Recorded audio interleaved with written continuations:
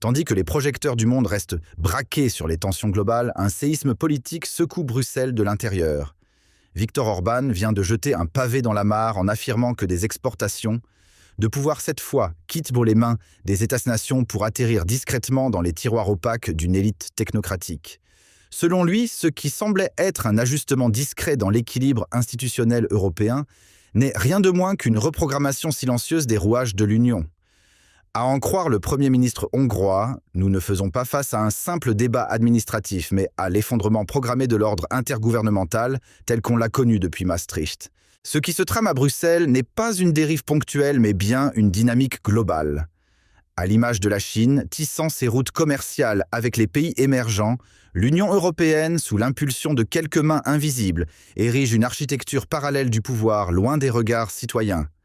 Viktor Orban en donne l'alerte, un nouvel axe décisionnel se met en place hors du cadre traditionnel des États membres.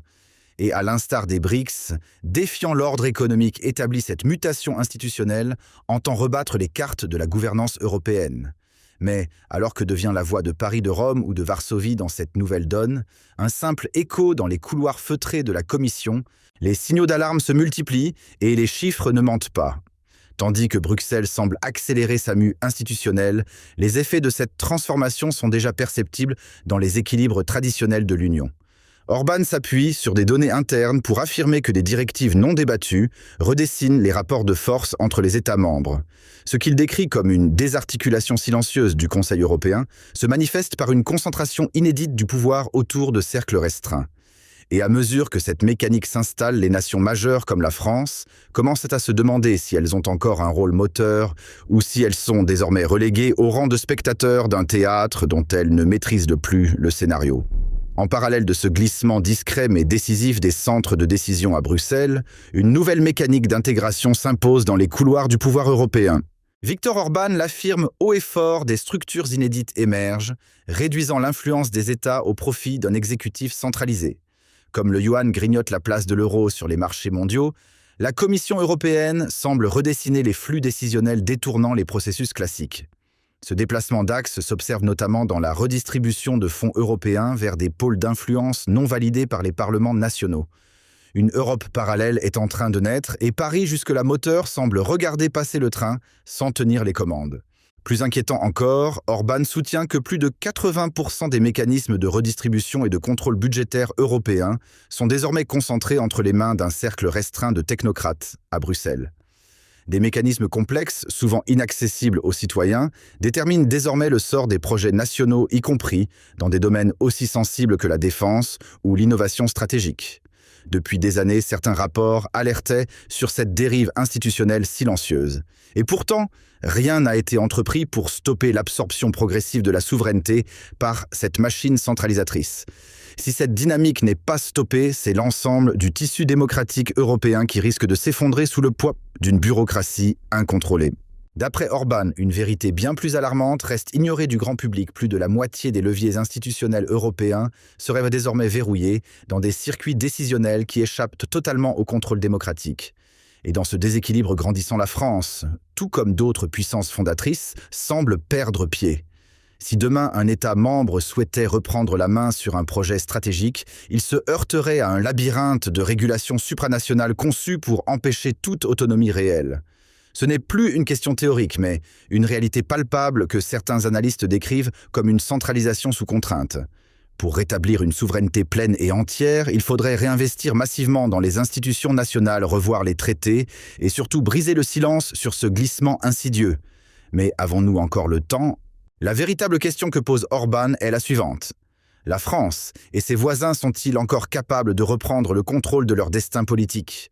Regardez autour de vous. Budget dicté depuis Bruxelles, politiques migratoires, calibrées à distance, normes imposées sans débat national. La souveraineté telle qu'on l'a connue semble aujourd'hui reléguée au musée des institutions démocratiques.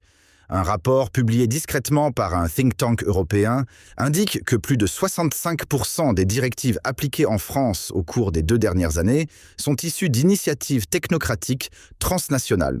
Et les citoyens, ils commencent à ressentir les effets concrets, baisse de pouvoir d'achat, décisions locales entravées, sentiment croissant d'impuissance. Le malaise est là. Orban lui le nomme « dépossession programmée ». D'après les dernières fuites relayées par la presse européenne, certaines décisions prises à huis clos à Bruxelles pourraient entraîner une hausse massive des charges publiques pour les citoyens des États membres. Imaginez un instant des normes budgétaires renforcées, des fonds réalloués sans consultation, et au final des familles entières contraintes de supporter le poids de choix qu'elles n'ont jamais validés. Viktor Orban le martèle, cette nouvelle gouvernance silencieuse ne se contente pas de redessiner les traités, elle vide les poches des contribuables. Un rapport confidentiel évoque un coût annuel additionnel de plusieurs milliers d'euros par foyer si les orientations actuelles se poursuivent. La France, déjà fragilisée, risque de voir sa classe moyenne prise en étau, et tout cela sans jamais avoir voté pour ces décisions. L'Europe, elle aussi, approche d'un point de bascule historique. À Bruxelles, ce qui se prépare en silence pourrait redessiner l'équilibre du continent pour les décennies à venir. Orban en est convaincu, un basculement irréversible est en cours, un changement de paradigme qui verra l'ancienne souveraineté des États remplacée par un pilotage administratif supranational. La véritable question désormais n'est pas de savoir si cela peut être stoppé, mais si les peuples européens sont prêts à accepter cette métamorphose sans précédent. Tout dépendra de leur réaction face à cette transformation profonde, résignation ou résistance. Et la France, dans ce contexte, a-t-elle encore les moyens et la volonté de défendre sa voix? Tandis que les grandes puissances se cherchent une nouvelle stratégie Bruxelles, elle avance à visage masqué.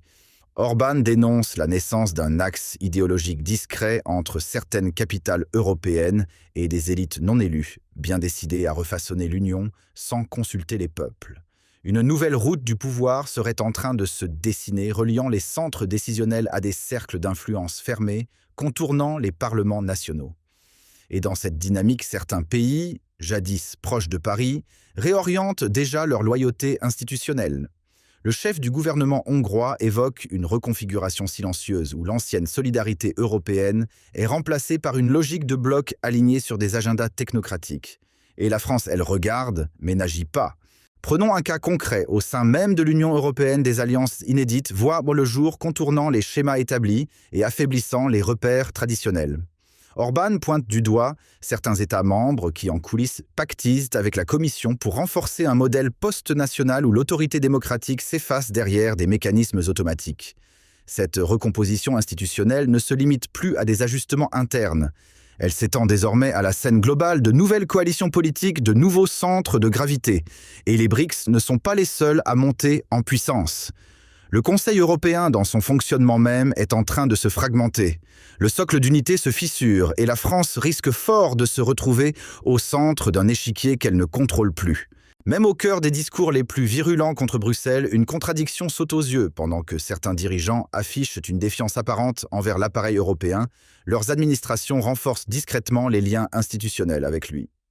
Orban dénonce ce double langage avec force. D'un côté, on feint de défendre l'intérêt national.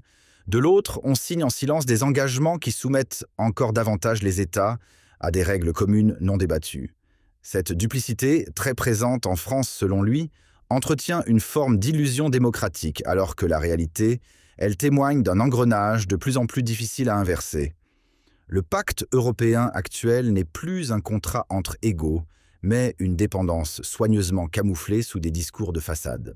Sur un autre front, Orban alerte sur un glissement stratégique bien plus insidieux. La course au numérique et à l'intelligence artificielle serait déjà verrouillée par des accords opaques entre certaines institutions européennes et des consortiums privés loin de tout contrôle parlementaire. Selon plusieurs sources proches des cercles décisionnels, la Commission soutiendrait le développement d'infrastructures technologiques communes sans consultation des citoyens. Le paradoxe. Ces partenariats censés renforcer l'indépendance numérique de l'Union pourraient en réalité la rendre dépendante de nouveaux géants économiques, tout en écartant les États-nations du processus décisionnel. Encore une fois, l'histoire se répète, à vouloir protéger l'Europe, on risque d'enchaîner les peuples. L'histoire européenne n'est pas en reste quand il s'agit de stratégies mal anticipées. Orban rappelle que chaque tentative de contenir artificiellement une force montante finit tôt ou tard par produire l'effet inverse. C'est exactement ce qui se passe aujourd'hui avec le renforcement silencieux de la bureaucratie bruxelloise. Au lieu d'apaiser les tensions entre États, elle ne fait que raviver la défiance. En voulant verrouiller le système, certains technocrates pourraient bien déclencher une dynamique de rupture qu'ils ne maîtrisent qu'au plus. L'exemple est frappant, plus on tente de contraindre les souverainetés nationales, plus celles-ci cherchent à s'émanciper. Et dans ce contexte, la France déjà fragilisée risque de devenir le maillon faible d'une architecture qu'elle pensait pourtant contrôler. Aujourd'hui, Orban observe avec gravité une accélération brutale. Des milliards d'euros transitent dans des circuits européens totalement hors contrôle des peuples, injectés dans des programmes d'intégration qui échappent à toute reddition de comptes national.